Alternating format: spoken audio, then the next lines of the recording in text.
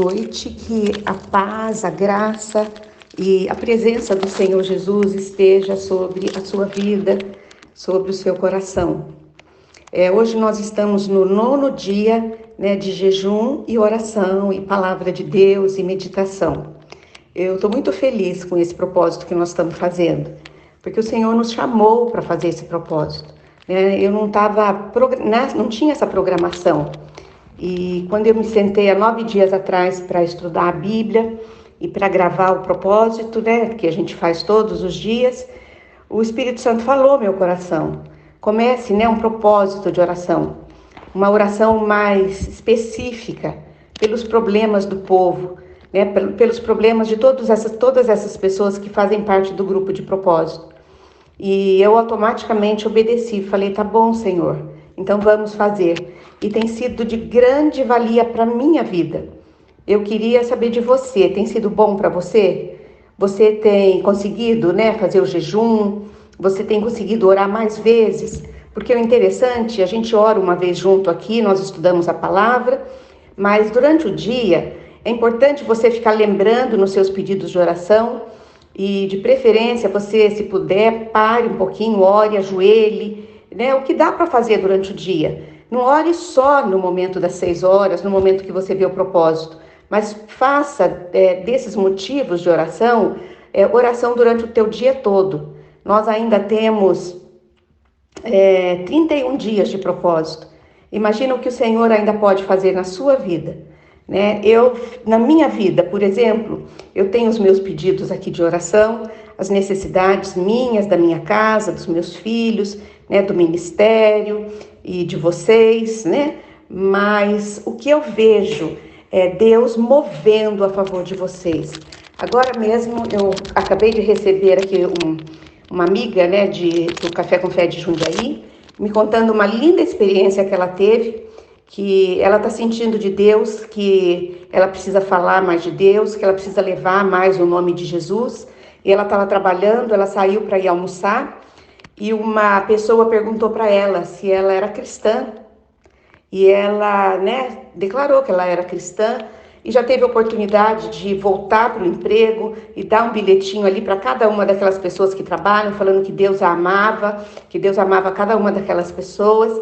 E eu vi na voz dela um entusiasmo, uma alegria de poder trabalhar para o Senhor. Então, quando nós fazemos jejum, as bênçãos começam a acontecer, os anjos começam a entregar as bênçãos que o Senhor tem para a tua vida. Deus começa a liberar a tua vida para servi-lo mais, para amá-lo mais. E muitas vezes ainda não respondeu aquela necessidade nossa, mas nós estamos sendo mudados. Você entende isso? Que o propósito do jejum e oração é para nos mudar, é para nos santificar. O que é santificar?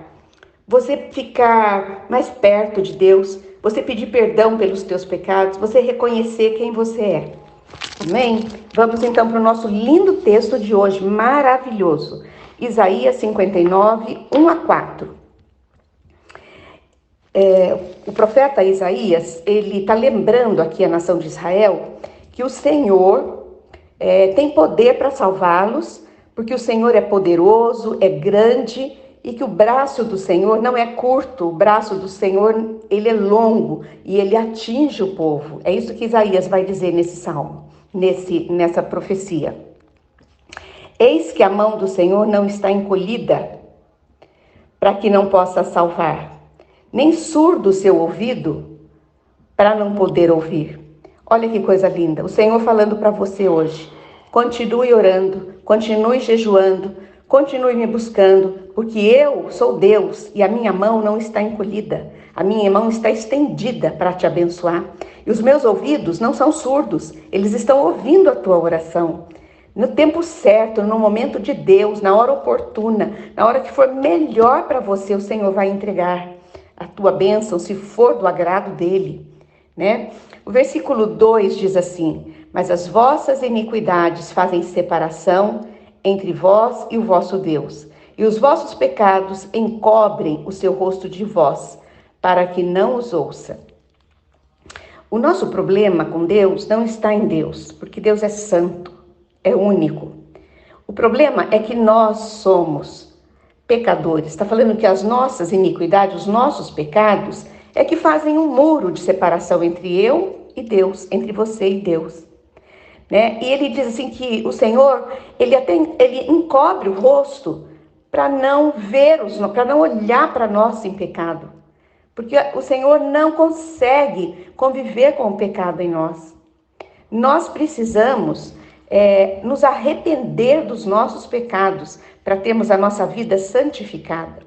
A iniquidade, o pecado, mostra que o pecado não perdoado, né, os erros nossos não confessados, separam Deus de nós. Ele está pronto para te ouvir, ele está pronto para te abençoar.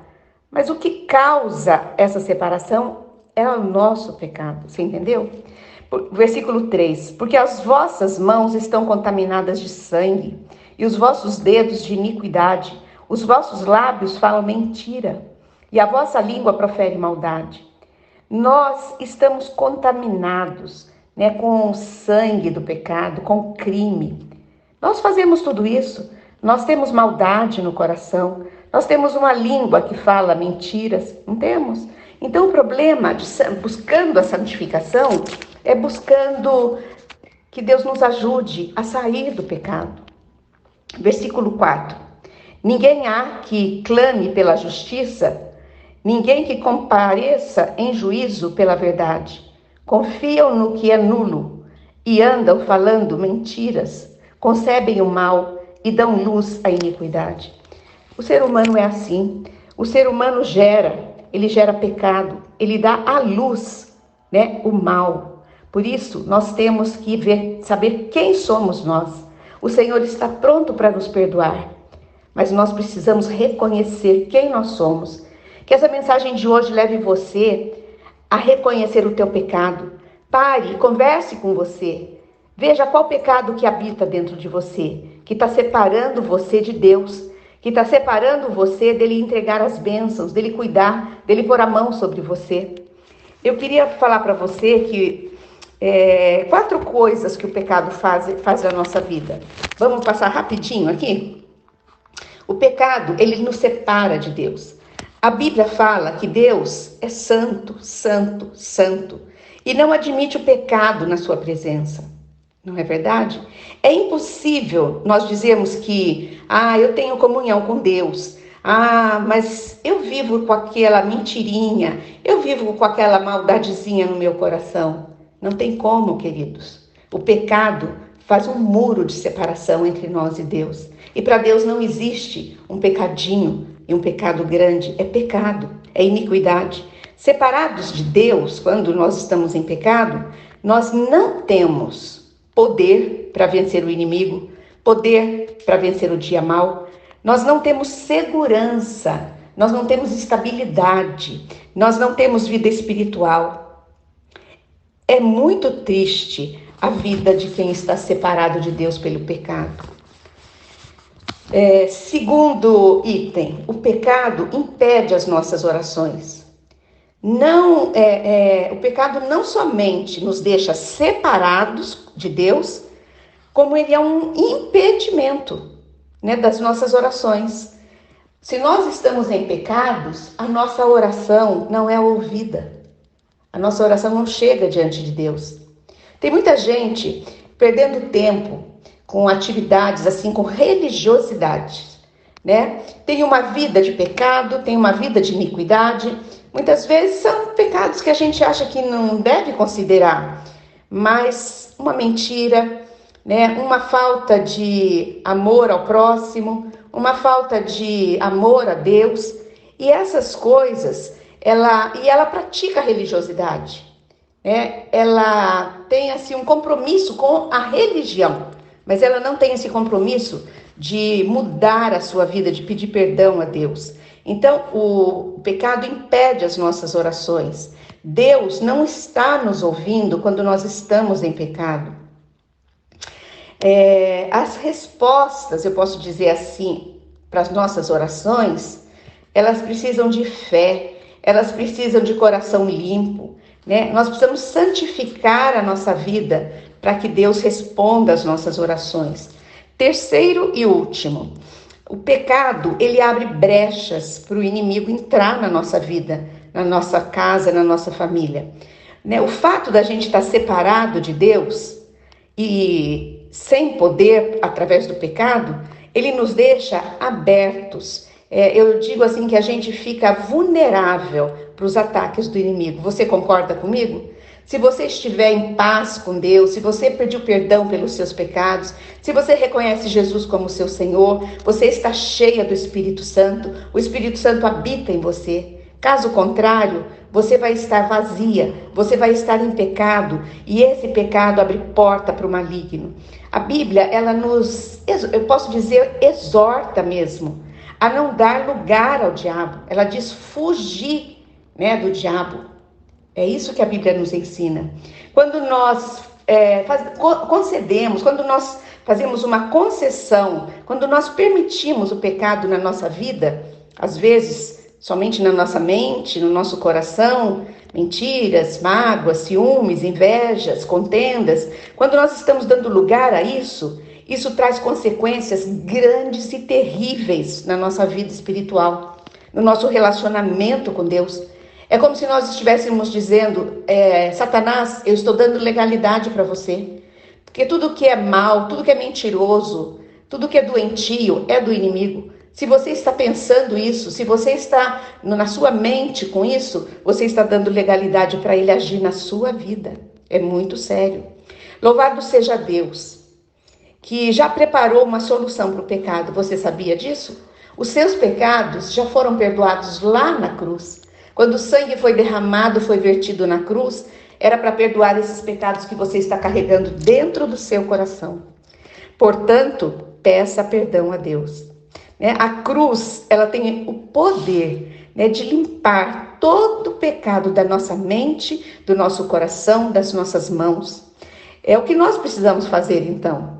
É olhar para a cruz, olhar para Jesus com fé, arrependido, para que a santificação venha sobre as nossas vidas. Vamos orar? Senhor Deus e Pai, estamos agora, Senhor, diante da Tua santa, justa e poderosa presença. Senhor, a palavra de hoje foi sobre santificação. Nós precisamos, Pai, santificar a nossa vida, para que o pecado não tenha poder sobre nós. Eu agora, Senhor, em nome de Jesus, eu peço a Tua bênção, eu peço a força do Teu Espírito Santo sobre todos que estão ouvindo esta mensagem. Que nós possamos agora nos ajoelhar, nos prostrarmos diante do único Deus, Criador do universo, Pai do nosso Senhor Jesus Cristo, e pedir a Ele que limpe os nossos pecados, limpe a nossa mente, o nosso coração e as nossas mãos, para que a santificação vinda do céu, vinda do Espírito Santo, encha essas vidas nesta noite. Eu te abençoo agora, em nome do Pai, do Filho e do Espírito Santo. Boa noite, até amanhã nesse mesmo horário.